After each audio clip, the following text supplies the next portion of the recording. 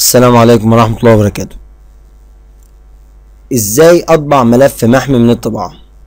لو فتحنا ملف البي دي اف اللي موجود قدامنا ده، هنلاقي الملف ده محمي من الطباعة، يعني ما اقدرش اطبعه، وهنلاقي الايقونة بتاعت الطباعة مش متفعلة، لو ضغطت عليها مش هيفتح لي حاجة، ولو عملت كنترول بي عشان اطبع الملف ده هلاقيه برضه ما بيطبعش. وكذلك لو جيت من هنا من علامة السكيورتي اللي هي القفل ديت وضغطت على الديتيلز ديت، هلاقي ان البرينتنج نوت الاود، يعني غير مسموح بطباعة هذا الملف.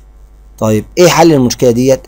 حل المشكلة ديت ان احنا نرفع الملف ده على موقع من مواقع اللي بتفك الحماية بتاعته وندونه تاني، هنلاقيه بيطبع معانا عادي. لو قفلنا الملف ورحنا على الجوجل سيرش، كتبنا اسم موقع من اشهر المواقع ديت اللي هو كراك ماي بي دي اف، انتر، دخلنا على الموقع، هيقول لنا عايزين نحمل الملف، فهنختار اختيار ملف، ده الملف اللي احنا عايزين نفك طباعته، بنقول له اوبن وبعدين نعمل انلوك. هيبتدي يعمل عملية رفع للملف ده على الموقع، وفي نفس الوقت يحول الملف ده من ملف غير قابل للطباعة لملف قابل للطباعة. هنسيبه يعمل ابلود وبعدين نكمل.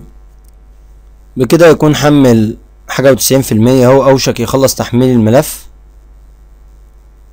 98%. كده هينقلنا لصفحة تانية يدينا فيها لينك اعمل له داونلود، يديني الملف بعد ما تحول ويبقى قابل للطباعة. في الحالة دي اهو كليك يمين، اختار سيف تارجت از او حفظ الرابط باسم، واختار ديسكتوب ان هو يتسيف على الديسكتوب، واضغط سيف واسيبه يحمل.